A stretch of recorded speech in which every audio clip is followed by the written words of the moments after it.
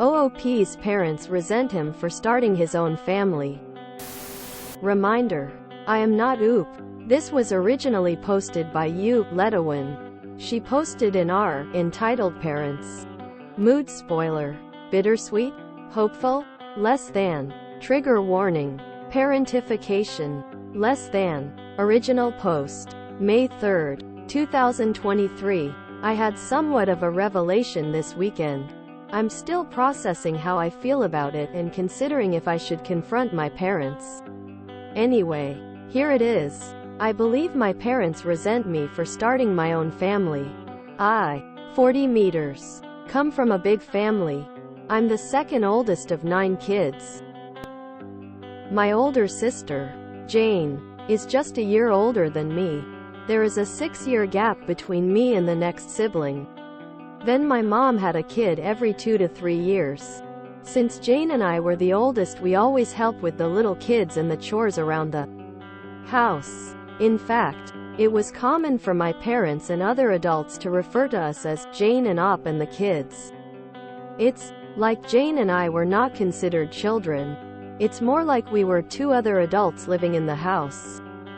We were homeschooled, so we were home all the time. Part of my job is that I would wake up, make breakfast for the kids, then get them started with their school or activities before I started my own schoolwork. Jane would sleep in because she was more of a night owl, and it was her job to help at night with the baby, because there was always a baby. Jane and I did most of the chores around the house. We took turns either cleaning the kitchen or doing the laundry, of which there was a lot. I did all the guy stuff, like mowing the yard and taking out the trash. As I got older, I would delegate some of these chores to my younger brothers, but it was still my responsibility to make sure it got done. Once I was old enough to drive, I would run errands and take the kids everywhere. I can't tell you how many times I would take the kids to things like playdates or doctors' appointments. I would often tuck the kids in bed and tell them stories. To me, these things were all just normal. But looking back on it, I was more like a second dad to the kids than a brother. Jane and I did have a lot of freedom as teenagers to go out with our friends. If the chores were done, we didn't have cell phones back then. If we wanted to go out, we would just tell our parents we were going and they didn't care, as long as we were back by the next morning. I moved out when I was 20, but I still spent a lot of time at my parents'. And one of my younger siblings was almost always at my house. One brother, JJ, pretty much lived with me since he was 14 because he and our mom didn't get along. When JJ was 17, he got in a wreck and he called me instead of calling Dad, because I was just the one who handled those kinds of things. During all of this time, my parents always talked about how important it was for Jane and I to help with the kids because they were so busy with their ministry. I can't count how many times I had to drop what I was doing to take care of something because Mom or Dad were counseling someone. Sorry, I feel like I'm rambling. I hope I have painted an accurate picture of my childhood. Let's move on. I had not really dated much, but when I was 25 I met and started dating Anne. We fell in love fast and got married less than a year later. My younger siblings love Anne. She is a great cook and hostess. Our house became the hangout spot. My younger siblings started calling her Mama Anne, something they still do to this day. We have now been married 15 years and have 2 kids of our own. My mom and Jane did not like Anne. Jane and Anne get along okay now, but Anne and my mom do not have a good relationship. I never understood why, but I think I have finally figured out it's because they see it as Anne having taken me away. As Anne and I focused on our relationship and started a family, I spent less and less time doing things for my parents. My dad liked Anne at first, but over the past few years their relationship has soured. Throughout the years my dad has made comments to me about keeping up my responsibilities. One time he called me about one of the younger kids, who had gotten in a fight with my mom, and said, "You better get your brother and change his attitude. It's not okay how he treated your mom and you are going to make him apologize." A few years ago, Anne and I set some boundaries with my parents, telling them we were not going to raise or discipline their kids. Our home is always open to my siblings, but we no longer let my parents try and use us to straighten them up. My parents have not taken this well. About a year ago, Anne injured her foot and couldn't walk for a while. Just as she was getting better, I was diagnosed with kidney disease, which then turned into kidney failure. I've had several surgeries, with another one coming in a few weeks. It's been a rough year. During this time, my parents have not only refused to help, they have actively made things harder for us. Things like promising to help with our kids but then canceling at the last minute. Usually because something ministry-related came up. Recently, my sister-in-law, who lives in another state, had a baby, and my mom has been staying with her and helping for the past 6 weeks. My sil has said that mom is a godsend and is so wonderful. My dad has gone to help every weekend. This hurts me, because my mom wouldn't give us a single night to help with our youngest when he was born. Anyway, I'm sorry this post has turned out longer than I thought it would. I needed to get some of this off my chest this weekend. I was talking to another sister and telling her how I don't understand why mom and dad don't treat me like they do the rest of the kids. Even Jane. It's like I'm not one of their children. And it just kind of hit me that they resent me for getting married and starting my own family and leaving them to raise their own kids. Part of me is relieved to finally realize why they treat me like they do, and part of me is sad. I'm kind of scared about this upcoming surgery, and I really wish I had a parent I could talk to about it. But I don't feel like I have parents. Just some people that I co-parented my siblings with. Update, May 5th, 2023. NONOOP note. I added the TLDR at the ending since in OOP's original post to avoid spoilers, since it was at the top of the original post. Thanks to everyone who engaged with my last post, it has been therapeutic. This post is a brief update and then I will answer some questions. Update. I spoke with my wife, Anne, about it last night. I said something along the lines of, I've realized that my parents resent me for starting my own family and not helping them as much. And that is why they treat me so differently. And I think you've been trying to gently tell me this for years, but I was too dense to get it. We were sitting in the bed at the time, and she leaned over and patted me on the head and said, "You are so pretty." I laughed for like 10 minutes. It was a great emotional release. A lot of you said she sounds wonderful. And she really is. I just can't express how much I love her. About Jane, my older sister. Jane did get married and start a family. About 2 years after I did, Jane and I had a falling out and didn't speak for several years. But we are okay now. Just not very close. Our falling out was more about religion than anything. She is very religious like my parents. While I am not. I am religious and we attend church. But it's not our whole life like it is for my parents and Jane. Younger siblings. The youngest is 22. So they are all adults now. The second to youngest passed away several years ago. So there are 8 of us now. I am very close with all of my younger siblings. They still come hang out at my house all the time. And they are all great aunts and uncles to my kids. All of them, including Jane, are upset with how my parents treated me this past year. Help with my kids. While I am disappointed in my parents for not helping, I do not need their help. Anne and I have close friends. Plus we both have siblings that help. Anne's parents live far away, but they help when they can. We really are okay and feel very blessed and loved with all help we have received. Therapy. Part of my kidney treatment plan includes access to a therapist. And I love her. She has been great in helping me learn to live with an illness. I'm not sure if she is the right person to speak with about my parents.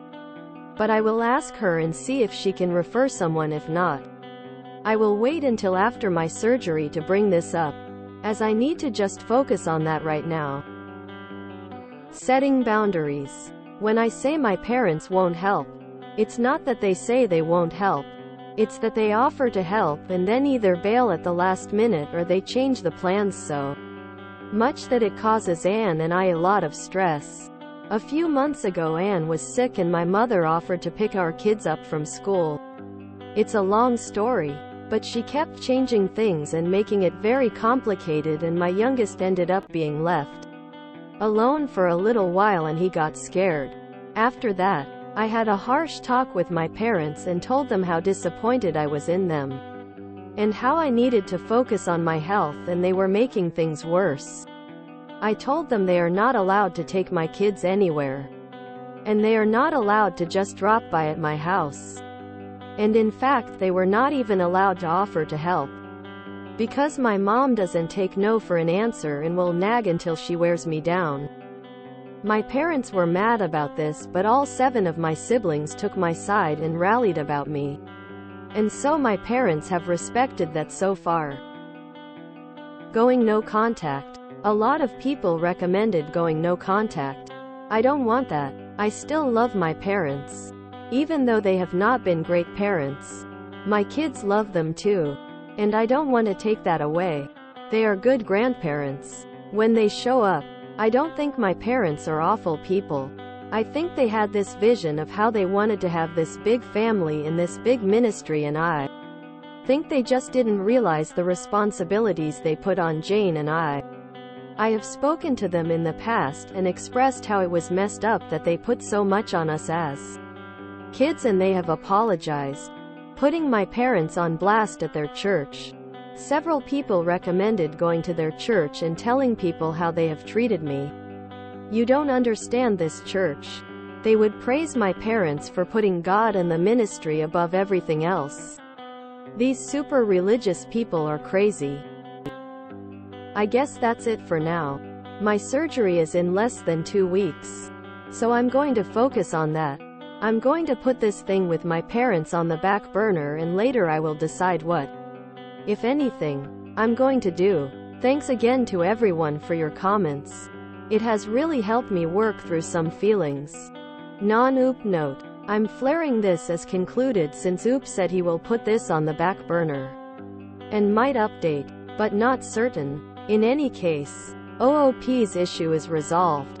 He realized the reason behind his parents' actions and has come to accept it. I wish all the best of luck to Oop and his amazing wife and their children. Reminder: I am not Oop. I just can't wrap my head around putting God before my own kids' welfare. Where does God live if not in the hearts of your children? Assuming you believe in God, which these people clearly do, but not when it's inconvenient. I can't imagine being 40 and having my parents complain that I'm not helping with my adult siblings. Parentification is abuse. I grew up Mormon and I absolutely cannot stand parents who have giant families, because God needs us to, and then they neglect their children. How about doing what's right by their children? If nothing else, I am glad Oop found Anne. Her "you're so pretty" response to his revelation that his parents kinda really suck shows they have a really solid relationship, something Oop really needed considering his parents are the equivalent to socks that you are still wearing even though you stepped in a puddle 3 hours ago. This poor person has been a dad all his life. At least his army of siblings has his back. First thing that popped in my head was his parents were virtuous enough to have all the kids God can give them, but not raise them all. My reactions. 40 meters. Come from a big family. I'm the second oldest of 9 kids. A kid every 2 to 3 years. Refer to us as Jane and Op and the kids.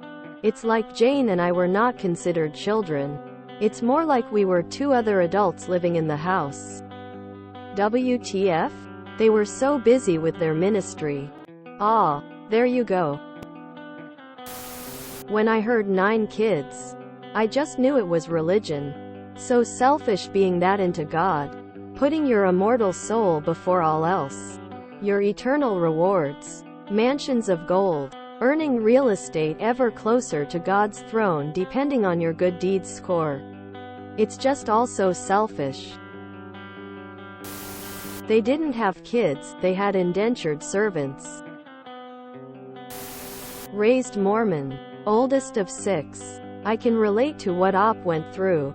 Parentification in high-control religions with huge families is incredibly common. And it's also common that the parents in question are abusive narcissists. I'm glad that Op is drawing boundaries. They are doing a good job standing up for themselves. But they need quite a bit of therapy to recognize how monstrous their parents actually are. And how utterly and completely they were neglected. Which is abuse. Themselves as a child. Op can see that their parents forced them to give up their childhood.